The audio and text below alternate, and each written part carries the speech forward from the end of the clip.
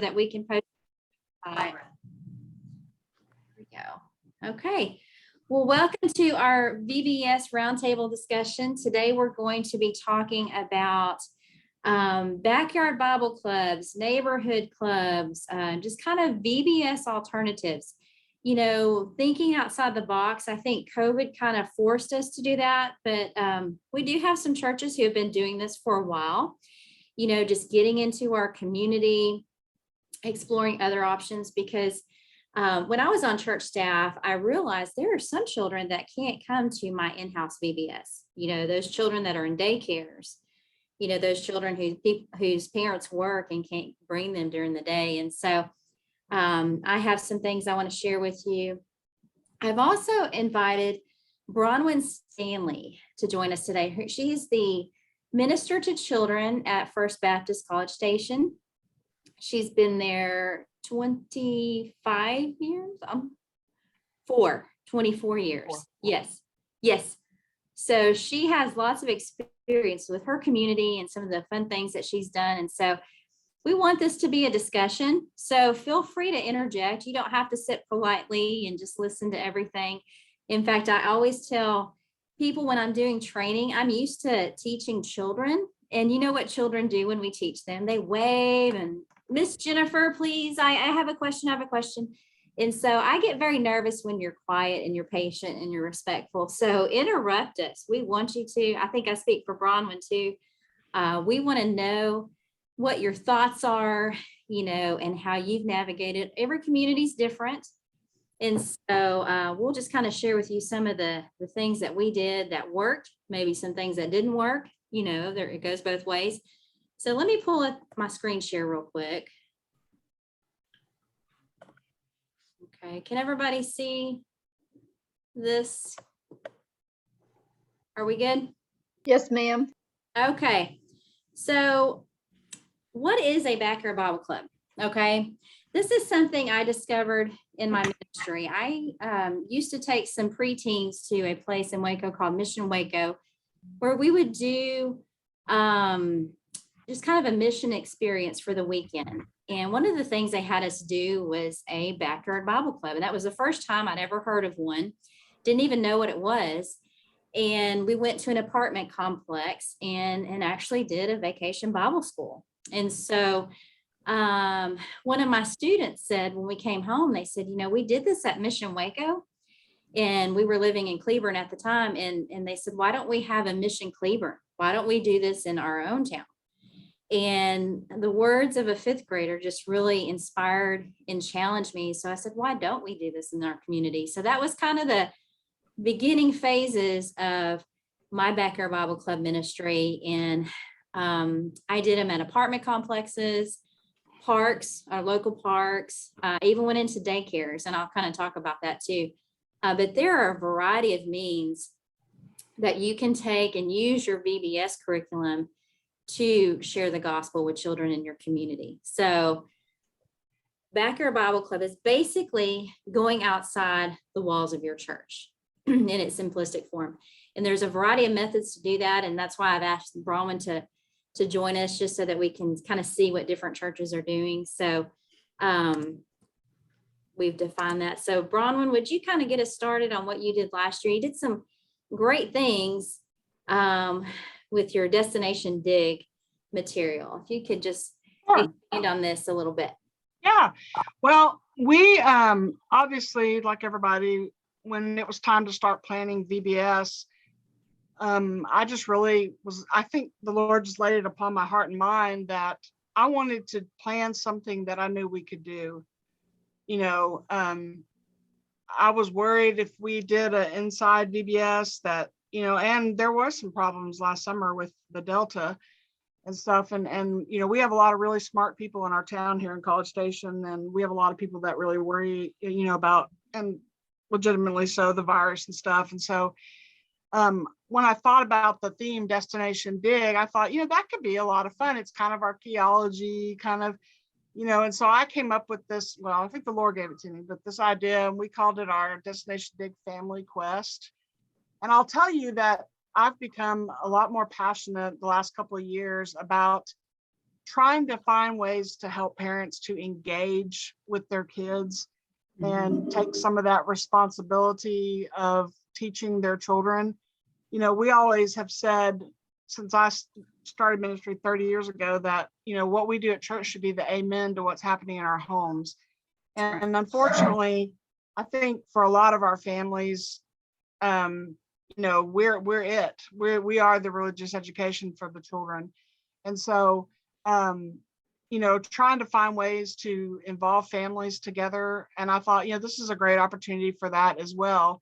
So every year our school district, and I don't know if other school districts do this, but our school district will give us a flash drive. If we take a flash drive over there, they'll fill it up with all the names, parent names, addresses, and stuff of our families in our school district. And you can tailor it. So say I want kindergarten through 6th grade, and you can tailor which schools and everything. And of course we do all of them, but I think we have 10 elementaries now, but and maybe 3 intermediates. So but so we took this list and we created this card, and our plan was to do this because it really fit with the theme. I chose 3 area parks near our church. 2 of them had great pavilions with ceiling fans and restrooms. And then one of our parks over here that we, it doesn't have that, but that's a park where we do a kids club monthly. And I can talk about that later too, but where we do that. So we kind of already have a relationship with that park, and it's really close to our church here. And so we wanted to do one of our stations at that park. And then we had a station here outside at our church so that there were bathrooms and all that stuff. And then the families came here, they signed up for a time, and you can look at that card there. This is what we mailed to our school district, and we had the QR code and the website and stuff. And we just tried to put as much information on there as we could. And we actually had pretty good success. We had families register for start times. And so they started at the church, and the kids got a bag, a string bag. And we have a picture of that in a minute. And we let all kids, if they were 2 or if they were 14, you know, we didn't have any, because the family was going to stay together. There's our bag. The family was going to stay together. So we're like, hey, if your kid wants to participate, I don't care if they're in 9th grade, there's a string bag for you. We had plenty, and we had some information in there. We had we used Lifeway's, the parent, what is it called? The parent guide. And it has some great ideas to help parents engage with their kids. And then we had some family kind of like craft projects and a couple of things. And the bags were all the same. Didn't matter if you're preschool or children or older, but and then at each of our stops, they had stuff to put in their backpacks too, and that they could, you know, whether they did an art project, or we had a trail mix thing where they could go down the line and get different treats to build a trail mix in a bag. And we did so many things pretty budget friendly too. We used brown lunch sacks and stuck stickers on them to make, you know, to go with our theme and stuff. So we really tried to be very frugal with this because, you know, it was COVID and everybody was, you know, trying to be careful with our money and stuff. And so, but we did hands-on activities. We even had a petting zoo set up here at the church, and that's kind of where people could kind of start. If they got here early before their time was scheduled to go, we could send them to the petting zoo as a family and the animals and stuff. And then we just had a really good time. And so Jennifer, if you'll turn to that treasure map looking thing. So okay, there it is. So we printed these, and each family, each kid or one per family, I think we gave the family quest map. And so it had the locations and kind of a really crude map about where they would go. And each place that they went to, they got a sticker, and you can see it on there, it says location sticker. And we bought this paper online. It looked old, like old parchment paper. So we didn't print that like that. It was already pre-printed, and it was on both sides, so it looked like it was really old paper. but it had the addresses where they were at the different stops. And so, and then if they did all of the 4 locations, then we allowed them to bring this map back to our Adamson Lagoon pool. And we rented the pool that night, and they could get in for free with this map completed. And so, and we gave away some prizes there and just had a good time. And that's our big community pool that the water slides and all that stuff. And so that's a lot of fun. And we typically do that at the end of VBS just to give a reason to contact them again and say, hey, come to the pool party, it's free and whatever. And so we had, we had a lot of fun with that. And the theme, of course, fit really well with the VBS theme. So that was perfect. And so, if you had this stuff left over or whatever and wanted to do something like this, it was really great. So what we would do at each location too is we would tie it to the next location. Like, okay, well, here we talked about, this is the birth of our Savior, but in this next location that you go to, you're going to find out more about, Jesus starting his ministry or whatever. We just tried to tie everything together to kind of weave it together to make sense and to tell the story of Jesus, of course, of his life. And so, and it was just great because whatever the kids were doing, we had stuff for the parents. If they wanted to make clay and make a pot, they could do it too. And I wish now I had done some pictures, but if you'd like to see more pictures, I can certainly email you some of the things. It was just really neat to me to see our families working together on projects and talking about the Bible material and stuff. And and I had several people tell me, my husband grew up in the church, but he hasn't been back, and I don't think he would have gone inside the building, but he's here with our kids doing this now. And so things like that really meant a lot to me. And then we picked up at each of the parks a few folks that just kind of joined in, and so at each place we had the startup kits there too. So someone started, like their family just happened to be playing at Crompton Park or whatever, we could get them started there and they could just kind of still do everything if they wanted to. And so so we had a lot of fun coming up with all this. Now we have some folks at our church who make up our security team. And so our security team, we had a member or two at each one of our places.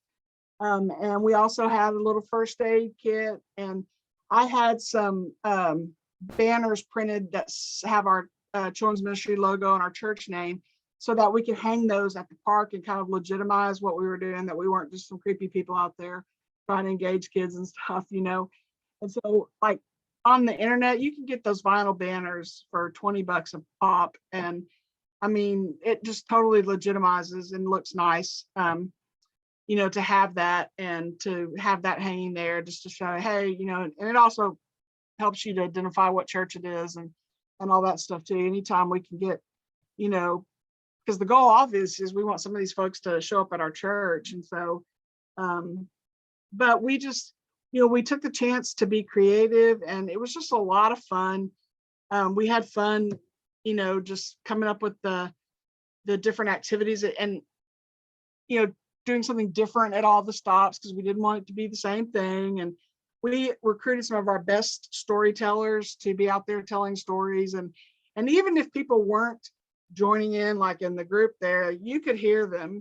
And so there's playgrounds right there. And so they were hearing things. And I know some people were coming up and being curious and stuff. And so if they came up, we threw them right in and jumped right in, and they could do the project and stuff. And we really had pretty good turnout. And the interesting thing is that we had more people from the community participate in this than we had our own people. And you may think, why in the world? And I can't answer that totally because I don't know for sure. But I think a lot of our people, sadly, didn't want to have to do it with their kids, because we heard that. You mean I can't drop my kid off? And, and that broke my heart a lot bit, because I'm thinking, I would love to be doing this with my son right now. I can't. So my son was with someone else's family, but just that it made me sad that our own people, and I don't know if it's I don't know that it's a lack of compassion for community or for for other things. But, you know, I think it's good when we go out in the community and we do things, and you know, I think the gospel is too important for us to, you know, to not take these opportunities to share that with people. And I know the gospel was clearly shared, you know, at every stop. And um you know, and just not doing VBS too, which I know a lot of people did the year before in 20. You know, I said this a bunch, you know, the window of childhood is just too small. I didn't want our kids missing out. And even though our family quest, our park VBS was one day, they got all the stories. They got a lot of good material. They got adults, they got their parents sitting there and engaging with them in an activity.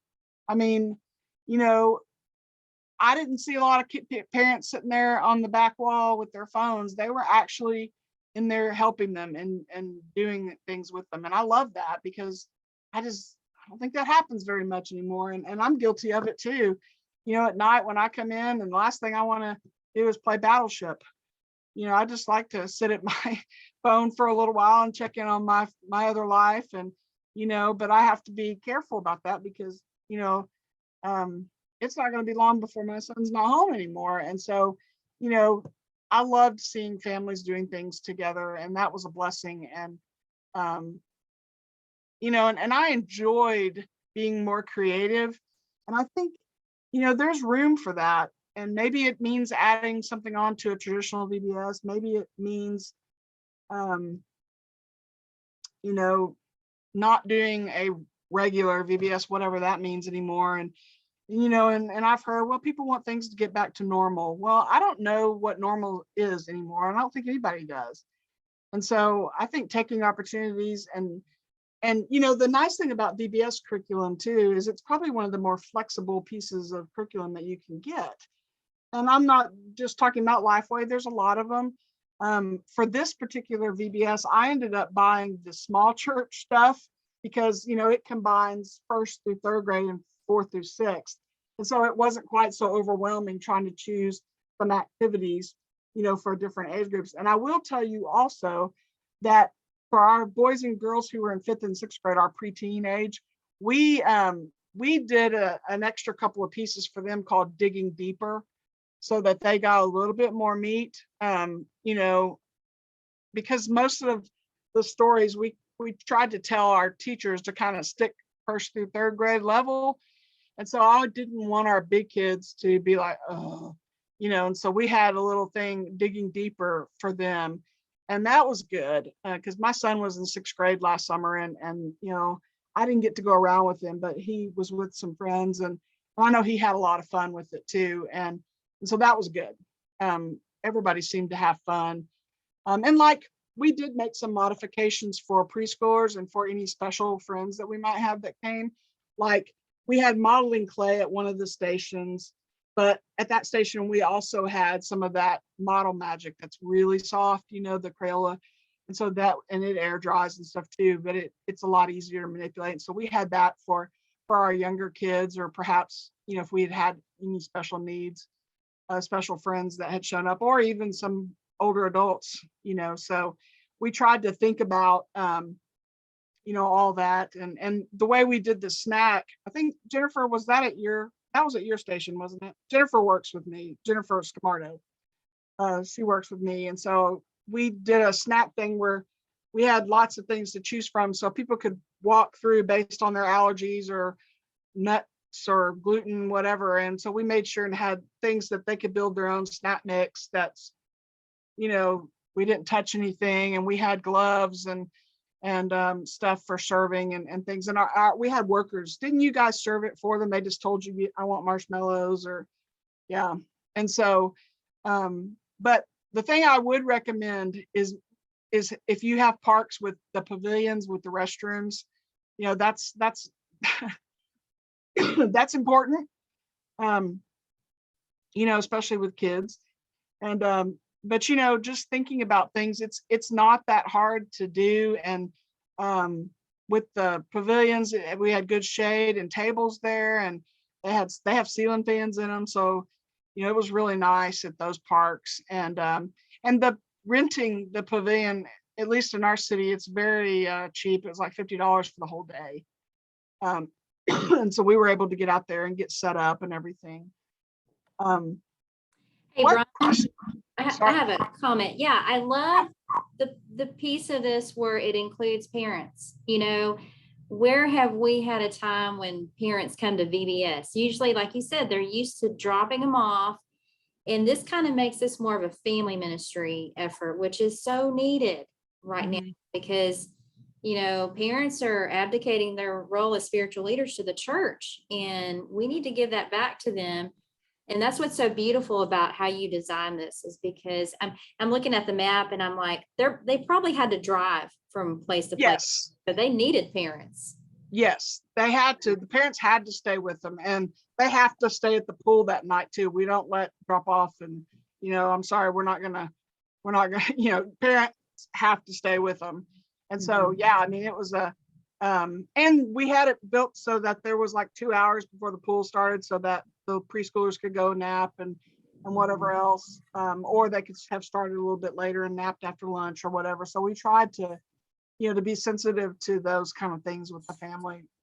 How did you communicate to parents that they were a part of this event? Was that on your promotion, or did you have to verbally say it, or maybe both? Yes, yes. When they registered, it was on because I don't know, our church software is Realm. I don't know if y'all have heard of that, but we now do like all of our registration stuff through that. And so on the Realm thing we built, and it was everywhere. Parents must, participate. And this is you've got to drive with your family to these different places. Now they were pretty close. I mean, it wasn't, I know it's kind of hard to tell in this map here, but they really are not that far, but it was driving. And so, and that's how, and we kept retelling the story and stuff at each of the parks. So, because some people took longer than others, and I'm sure some had to stop, make a sonic run or whatever. So we were continually, telling the story about every 30 minutes. And so if they arrived and the story was already over, they could start on the activity and then hear the story the next time, so that was part of the plan, because we knew not everybody's going to go exactly the same, pace and whatever else. So we designed it so that, and we told them it's really best to go in order too, so that the story made more sense. Since it was Jesus' life. And also, yeah, what Bronwyn was on the family part of it is that we were really good about, we didn't ask the young families' parents to work. We got our older generations to help and our youth and college kids. And then she did mention they had a CD. Oh, with yeah. all the CDs of music so they could listen to them in the car along the way, which they were singing them as they got out of the car when they show up. And then the prizes that night at the pool were it was family movie night, family game night, family outdoor activities, a couple of little cheap Frisbee games and stuff, but different things. Everything was family oriented on this one. Yep. One of the most common challenges I'm hearing from our children's ministers is, I don't have enough volunteers. Yeah. And this design actually helps that, because your Yes. parents are built-in volunteers because they're your rotation leaders. They're the ones rotating with the kids. And so I don't know how many volunteers did you have to recruit to do these different stations? Was it much less done in-house? I would say maybe about 6 volunteers per. And then like our first station, we set up a living nativity, and it was our youth and college students. It was pretty hysterical. Joseph had a mullet.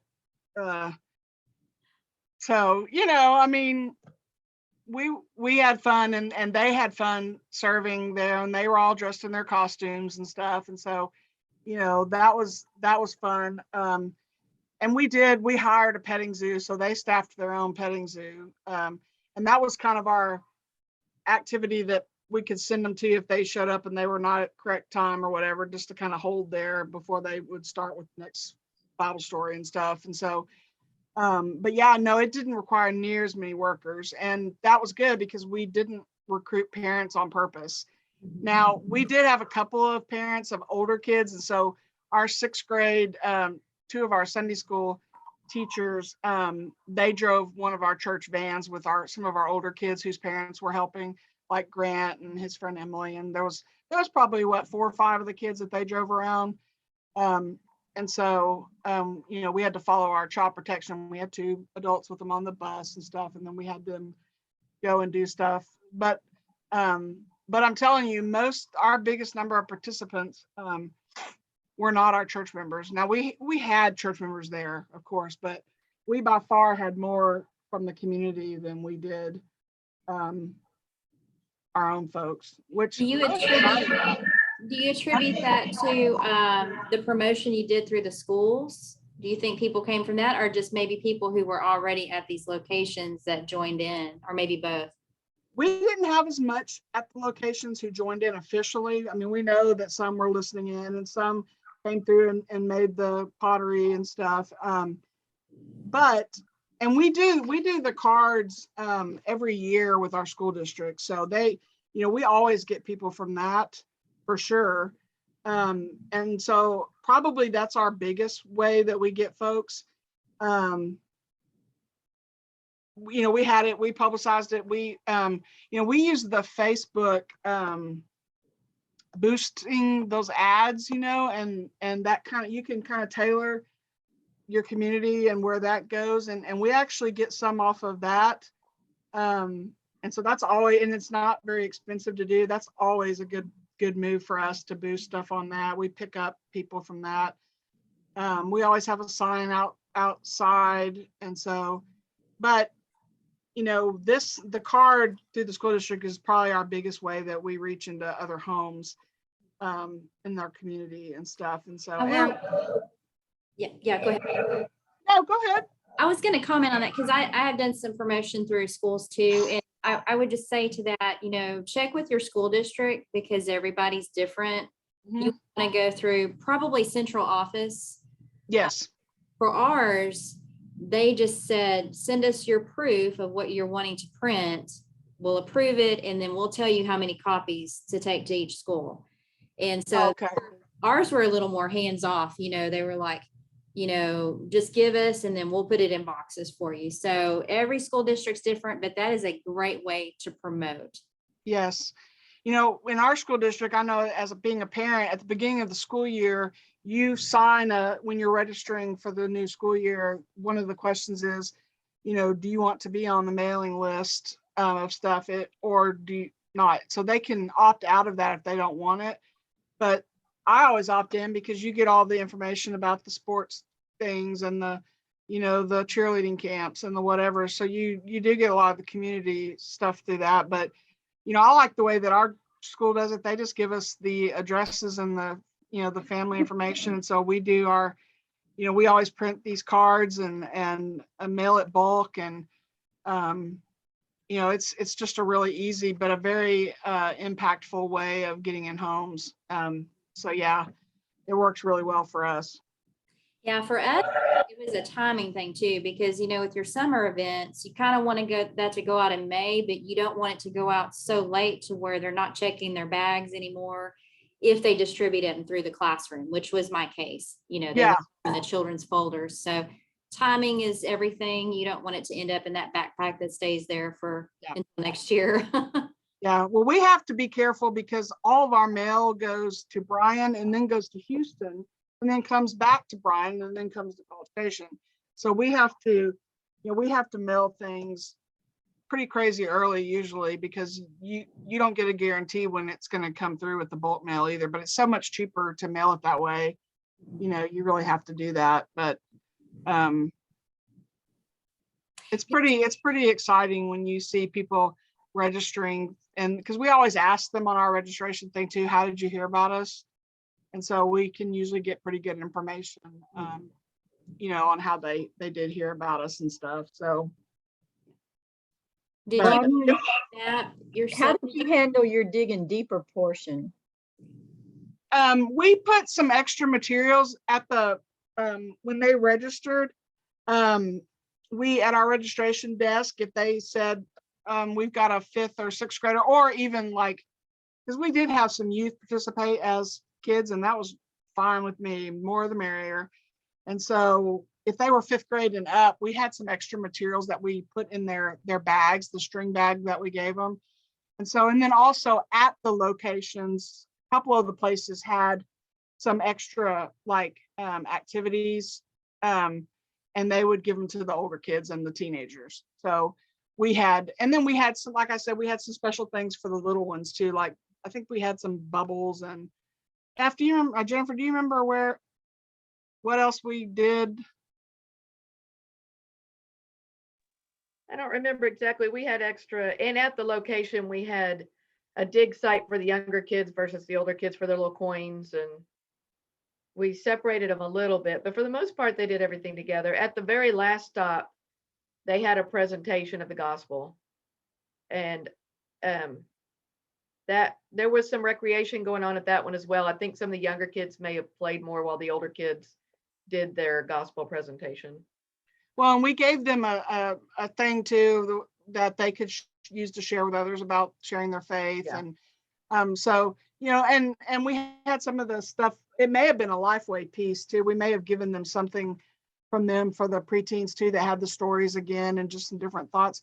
You know, but doing something like this could be used with other kind of theme. I mean, this one was just nice because it had the digging, and at each stop, like Jennifer mentioned, we had like little kiddie swimming pools, and when we had burlap, or not burlap, what is that stuff called, Jennifer? The material we had muslin. We had some like rough looking muslin, so it looked, you know, it covered up the pool. And then we had sand, and we had those the Lifeway little memory coin things or whatever, and so they could dig that out at each stop. And so we had the 1st through 6th grade, and then we had the, you know, kindergarten and below pool. They were separate so they could dig out the appropriate coins. The preschool ones have like little Bible thoughts instead of, you know. And we gave the older kids, all of them, they got the ABC bracelets, and you know, they talked about, you know, God's plan at every stop. And so that was woven into all of it. But we did do a little bit more there at the end. Did that answer your question? Yes, ma'am. Thank you.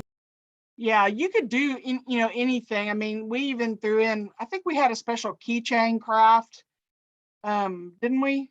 And, you know, this has been a year ago, or no, I've had COVID since then. I've got COVID fog still, but yeah, we did. And so they had some more difficult crafts and things that they could work on themselves to reinforce the material. But you could do this with other, you know, themes and stuff too. It doesn't, I mean, you could still do a family quest, and it doesn't have to be digging. I mean, you can just be creative and have fun. And it just happened that this theme gave me this idea because you know, but you know, that's part of the fun is, you know, that they loved the quest map and all that stuff. That was a big hit because when they got them, they were rolled up and tied with the twine there. And so it looked like a, you know, it looked like a, and we made a big deal out of it. We were like, here's your family quest map, so do not lose this. And, you know, so it was pretty cool. And we had the little, what are those things called? The coordinates there. We put the coordinates for the parks on there too, just for fun. They were accurate, but, you know, I don't know anybody that does that, but we thought that was fun. Hey, Bronwyn, did you do like registration or pre-registration? How did you plan for numbers since this was new for you? And were you close to your estimate? How did that work? We actually were pretty close to our estimate. And so I think we ordered like 250 of the bags. And so we had probably 50 maybe left over, which is good. We have people register for start times. And so we started at like 2 or 2:30, and then they could register, and we did it in 30-minute increments. And so once we got so many that signed up at 2:30, then we closed that one. And then, so they had to go to 3. And so when they would show up here to register, we had a area set up, and they got the bags, and then the family got the treasure map, and we had, the special things if they were older kids or whatever, and we would for there. But we did it that way. We had certain numbers of spots, and the only time that we ran out of was the first one. So we had room still in all the others. But and some families, then they had extra kids show up, like, can my son's in 8th grade, can he join in? Yes, absolutely. So we were giving out extra bags, and we had a few that just dropped by, saw all the stuff going on, the petting zoo and stuff. And y'all want to go do it? Sure, go ahead. We'll get you signed up now. So so it was kind of a guessing game, but VBS always is a guessing game, really. So Yeah. I like how valuable this was for your community. It certainly drew attention. You were at different places, and the bags had your name on it, your church name, so people knew who was doing what. I think that's important to note as well. So you were probably more visible in your community than just, advertising on a church sign, VBS coming, because people can't see what's happening inside unless they come in. right. Yeah. It was really a lot of fun. And like I said, we had the big banner hung up that it said First Kids and FPC College Station, just to kind of legitimize us and to show what it was. We're not trying to hide what we're doing and stuff. And so, but yeah, that was, we had a lot of people asking us what was going on, and, and stuff. And that's always fun to share. And even if they didn't have kids, they're like, that's really cool. And, and we did have some families that visited us after that. And we usually do have at least a family or two that will come and become a part of us after VBS. So, I think we had one family that just showed up, and they're like, we just moved here like this week, and this is great. We're doing something with our kids. Thank you so much. And they showed up for the pool party that night. And so, it was pretty cool. I mean, I was really pleased with how it went, because we didn't know how it was going to go. But we knew we would, even if COVID, and it was, that Delta was starting to push, but everybody felt safe being outside. And, the one other thing we did too was, because it was hot, we had 5-gallon ice water buckets at each place, and we were going around constantly refilling those for our people. So we were giving water to anybody at the park who needed it and stuff. So you do need to make sure that you take care of your staff in the heat. So we were driving around, doing ice water and stuff. And so Yeah, I like that you got the pool. That is easier than you would think it would. You don't that a community pool would be that feasible, and that they would give you that whole time period. I think yes. it's like $300. I mean, it's very affordable. So that's a great way to end this event. Yeah, I think ours is like $275 or $300, and the pool closes to the community at 7. And so you get private party, and it's very inexpensive. And we don't have to provide anything there. I mean, we did the door prizes and stuff, and they'll let us use their sound system and things. And, they'll let us play music on their sound system and stuff too. And so it's very, very easy. And you can just, that frees Jennifer and I up to go and walk around and speak to people, because you're not having to be in charge of stuff. And, so that's been a very positive thing, because we have actually done that for 5 or 6 years now, maybe, after VBS is over, because that gives us something to invite them back for and stuff, and gives us a chance to visit when we have time to visit and meet people. Mm-hmm. I would add, on the parks, and that there again, get to know your community, but in Cleburne, whenever I would use a park, and I would do, backyard Bible clubs at parks, I would have to get a permit to do that. And I would go through the police station, and it was just a form you fill out, just telling them what you're doing.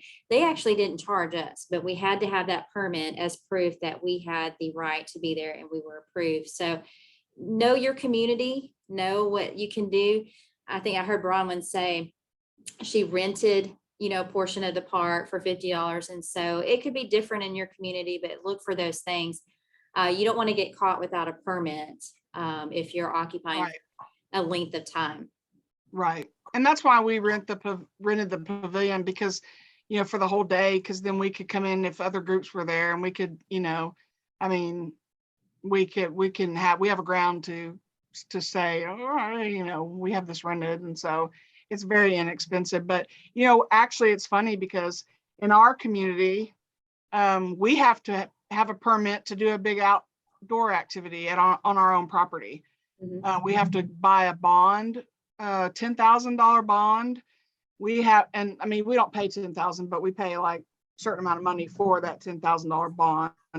And then we have to get permits from the city, and they make it so difficult. It was easier to do at the park than it is to do in our own outside. Right. We have to jump through crazy hoops when we do like our First Fest and other stuff outside on our own property. Mhm. So I would agree. So yes, you definitely have to. Go ahead.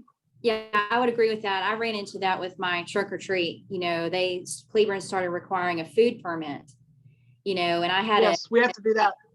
yeah. So, I mean, it was almost not worth it to serve food, because, we had a pickle wheel, we had cotton candy, things like that. And they were very strict with food, and would even have a health inspector come out and view what you're doing on the day of the event. And they could shut you Yes. down if you were not in compliance. So know that Yes. ahead of time going into it. Don't make that keep you from doing these things, but just know what you're dealing with before you start. For sure. One more question. I've already forgotten what the timing was on this for you. Mm-hmm. The time that we ran the event. Yes. Okay, we started, I think, at 2 or 2:30, and we went to like 5:30. And I think everybody pretty much finished before. I mean, I think we were all done. The last group, location number 4, was our last stop, and so they were the last ones to get done. But I was able to travel a couple of times to each one of the stations, and so then that gave us about a 2 hour and a half to 2 hour break before the pool party. But again, there's really nothing. We just showed up at the pool, so we didn't have to do anything. So that was nice. And during the break, we just had snacks and food over here for the ones who were working, so they wouldn't have to try to find dinner before they got to the pool. We provided for the ones that were volunteering. Yeah, we did do that. We provided a simple meal. I don't remember what we did. It's probably pizza, or yeah, something like that, just for people who had been working so they could come and eat. I'd forgotten about that. That was sure nice of us. I think this was kind of like a weekend VBS. I know it was a one-day event, but it was, you could do different variations of this. This could be like a family night or a VBS kickoff event, that gets people into your church. I mean, there's so many things you can do with this. I just love this idea, but I love being in the community and pulling from our parents and having them involved. That was the one thing with VBS that I was trying to shift in my church, was how do we get parents involved? It's very hard to do inside your church. Yes, it is. So very good. Very good. Any more comments or questions for Bronwyn or Jennifer? I love this so much. I really do. And I'm going to show you some pictures of some of the things that I did when I was serving on church staff. Let me screen share again.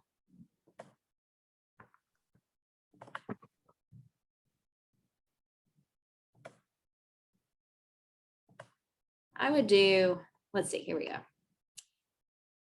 I like to do apartment ministry, and this is a little more challenging, but really and truly, everything you can do for VBS is portable. You don't have to have it inside your doors of your church. And if you, in your community, you want to do more community outreach, this may be the way to go, and maybe you do your in-house VBS and this in addition to it, or maybe you just do community, but this was a picture of a backyard Bible club that we did. I had a lady who loved doing puppets, and so she would bring her stage. We would always wear t-shirts to identify who was with our church, and that kind of just kind of validated us, and just said, we are representing, in your church name. And it just gave us credibility early on, because in apartment ministry, we actually knocked on every door. We spent the first hour knocking on doors and inviting children to come out, and, they don't know you, all they do is trust that you're with the church you say you're with.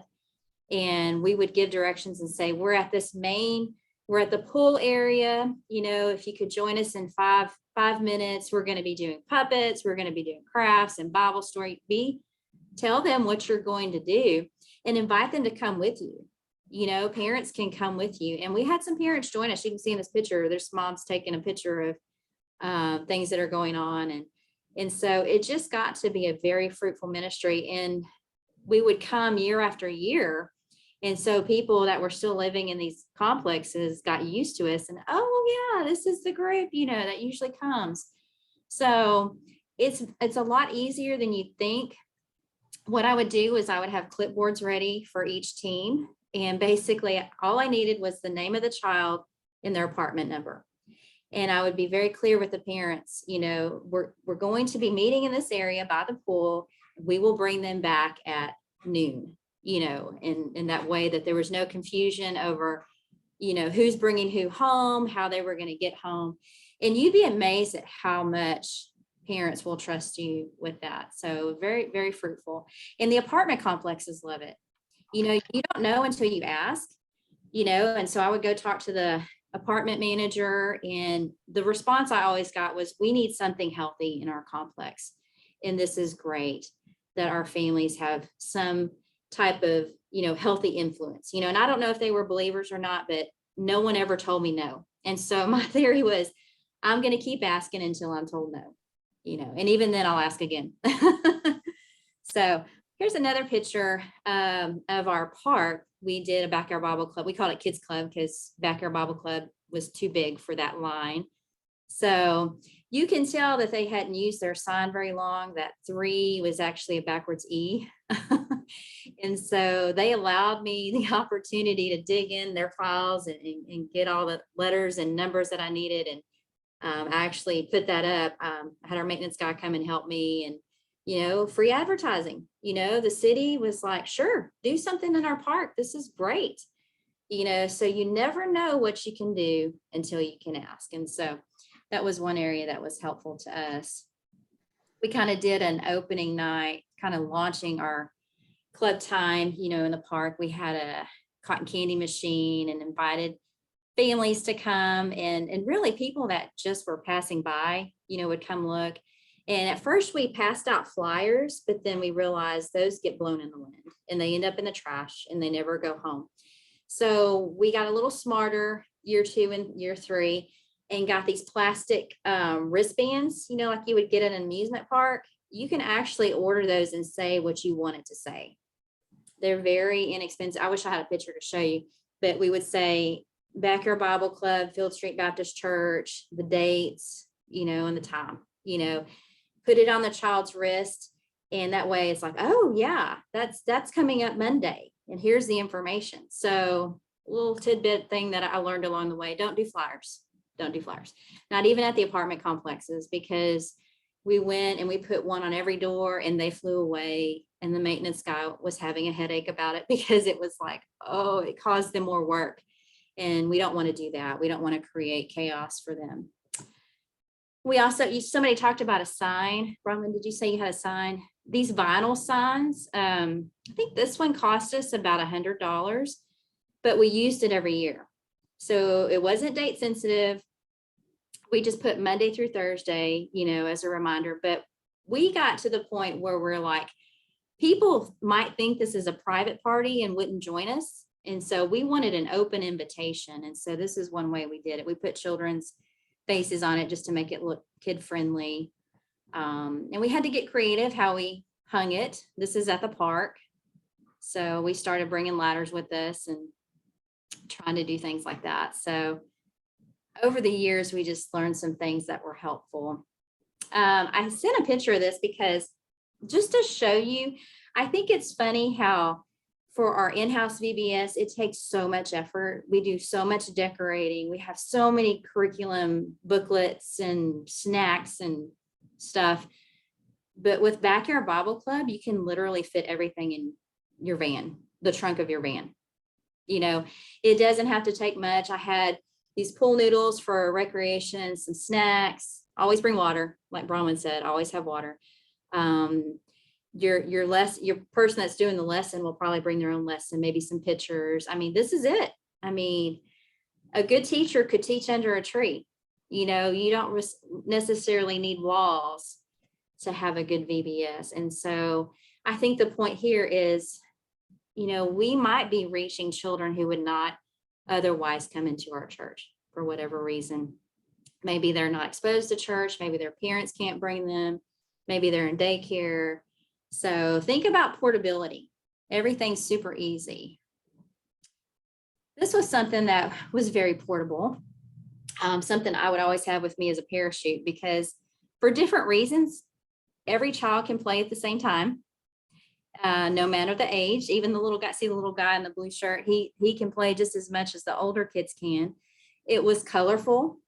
It brought attention. So we're in an apartment complex here. And so people are curious. And as they're walking by, you can say, hey, do you want to come play with our parachute? You know, and you can, you know, wave it around, or you can put a ball in the middle and see how high the ball can go. Just something visible. I would always bring children with me from my church. So right now you're looking at this picture, you don't know which children are from my church and which are from the apartment complexes. But the thing is, children see other children, they want to join in. That's so effective, you know, rather than me and my adult volunteers playing with a parachute, they're probably not going to join that, but they want to play with other kids. So that was something that was helpful for us. This is us teaching at the park. You know, I mean, just see how simple it is. We're just all sitting around the benches, you know, having our Bible story time. Sometimes the elements, you know, the rain, we ran into wind. We were doing this craft and there was a challenge when the wind started blowing, you know, so we got smart later and started putting things in Ziploc bags to give to them individually. So you kind of learn as you go.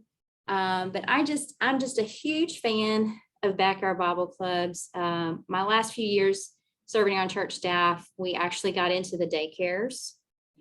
We called the daycare directors and said, you know, can we come join you for an hour and a half to 2 hours and just do Bible story time, sing songs. And I had 2 in town that were like, absolutely, you know, of course they were Christian based. And so that wasn't a problem for them.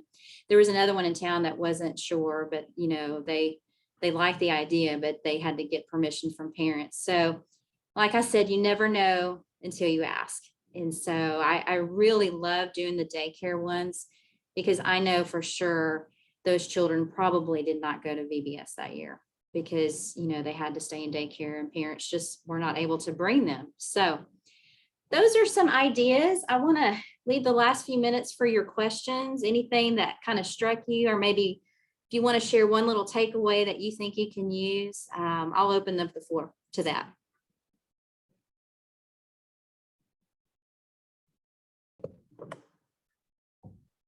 Something that I've seen work that I never have tried, but I thought was really interesting. One of my children's ministry friends made boxes, like everything you would need to do a backyard Bible club. And then she recruited different families and sent volunteers to those locations and gave them a choice of weeks and whatever. And so you're responsible for, you know, your week of VBS, and it was during an evening or really any time. But they were responsible for telling the kids in their neighborhood, but everything they needed was right there, ready to go, and easy and simple, and got it out of the church into the neighborhoods, and honestly put it more on the shoulders of of leaders in the church, of families in the church.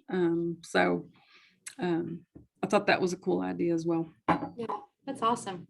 Yeah, that's one of the things when you're doing something like at a park or something, it's best to have everything as pre-prepared as you can so that you need less stuff.